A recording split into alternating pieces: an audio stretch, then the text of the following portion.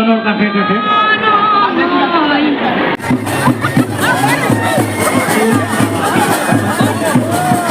Hello' everyone, কি খবৰ আপোনালোকৰ? ভালে আছেনে? ময়ো ভালে আছোঁ আপোনালোকৰ আশীৰ্বাদত।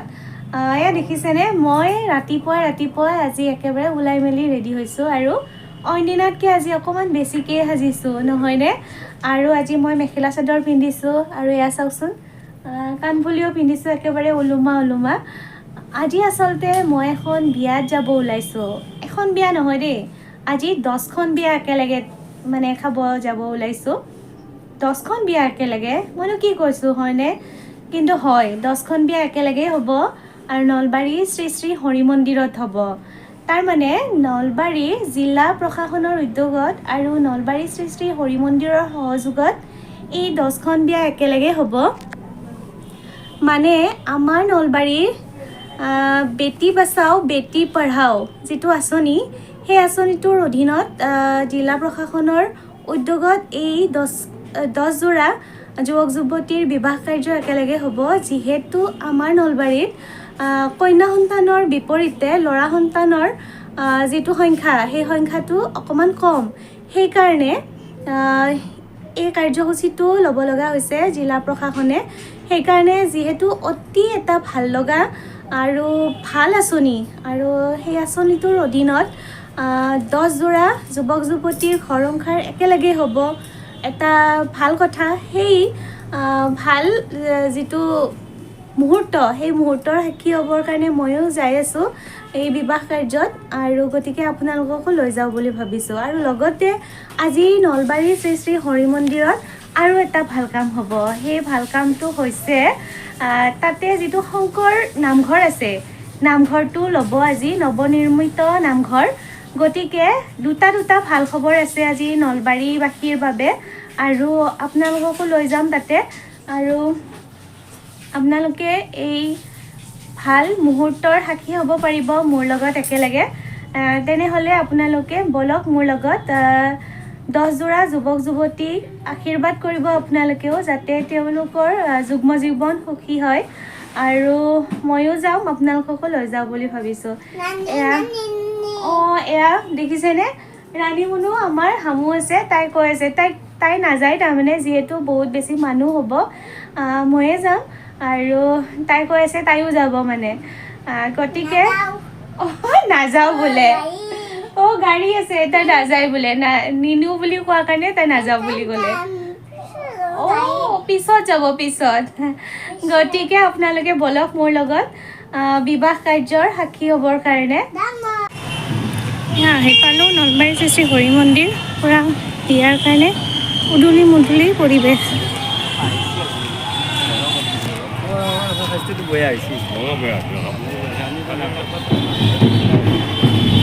দেখিছে ওপৰতে ল'ৰা কইনা।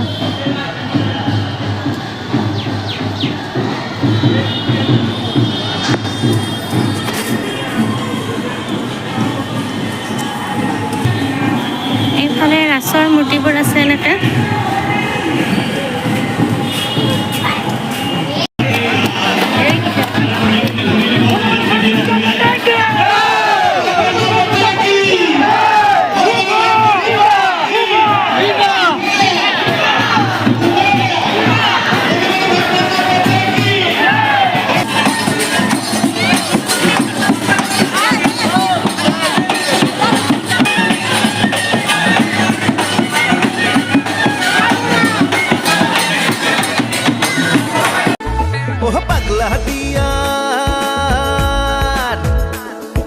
পাগলা দিয়ার পারে পারে পাগলা দিয়ার পারে পারে ভক্তির জোয়ার উঠে, গোপী খবর নাচে নাচে প্রভু কৃষ্ণর বংশী বাজে।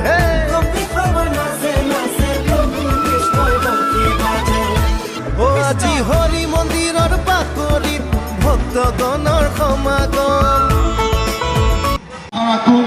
এই ধৰণৰ যি ব্যৱস্থা জিলা প্ৰশাসন আৰু হৰি মন্দিৰৰ সহযোগত এই যি ব্যৱস্থা, এই ব্যৱস্থাই বিশেষকৈ আমাৰ বহু যুৱক বা পৰিয়াললৈকে যুৱতীলৈকে আনন্দৰ বাৰ্তা আনিছে। কাৰণ এয়া ইয়াতে চাহৰ ব্যৱস্থা কৰিছে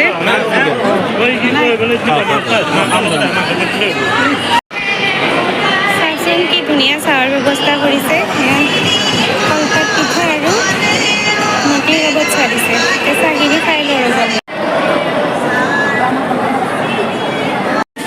এইফালে খাদ্যৰ চাওকচোন চব মাটিৰ বাচন আৰু এইফালে চবে লাগি আছে এনেকৈ খাদ্যখিনি আচলতে গুৱাহাটীৰ পৰা আহিছে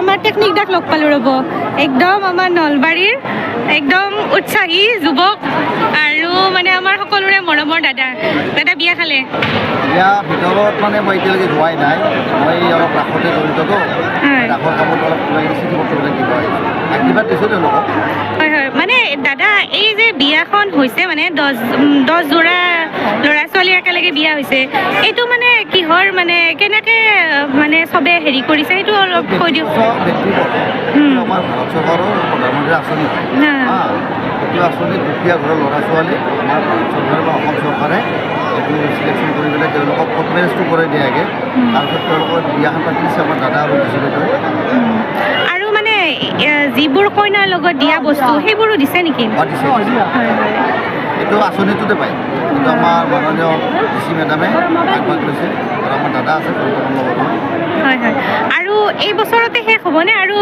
অহা বছৰতো এনেকৈ তেওঁলোকে যোগাযোগ কৰিব পাৰে আমাৰ উপায়ত বাইদেউৰ লগত জড়িত হৈ পেলাই তেওঁলোকে যোগাযোগ কৰিব পাৰে BPL কাৰ্ড লাগিব হয় হয় আৰু যিহেতু দাদা নলবাৰী হৰি মন্দিৰত আমি উপস্থিত আছোঁ ৰাসো আহি আছে আপুনি কি ক'ব যে ৰাস মহোৎসৱৰ বিষয়ে প্ৰস্তুতি ৰাসটো এইবাৰ আপোনালোকে গমেই পাইছে 13দিনীয়া কাৰ্যসূচী পাতিছে মাননীয় বিধায়ক জয়ন্তমল্ল বৰুৱা তেওঁ সভাপতি ৰাসৰ সভাপতি আৰু আমাৰ হৰি মন্দিৰ কমিটিৰ আমাৰ এইবাৰ থিয়েটাৰ মহোৎসৱ হ'ব 13খনকৈ থিয়েটাৰ থাকিব দুখন চাৰ্কাছ থাকিব আহিব আৰু ৰাসত ঠিক আছে ধন্যবাদ জনাইছোঁ দাদা আপোনাক প্ৰতিজনৰ কাষে কাষে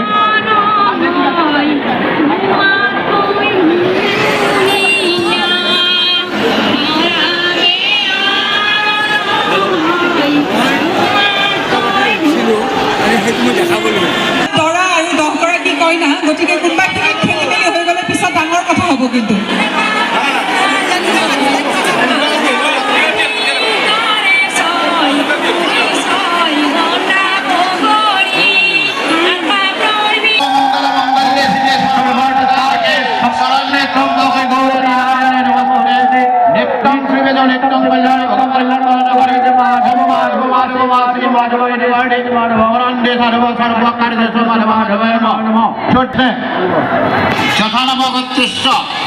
নিজৰ নিজৰ নামবিলাক কৈ যাব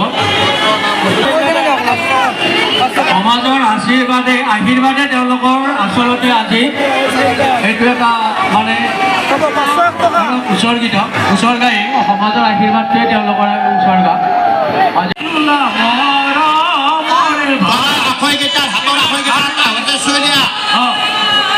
আৰু তিনিবাৰ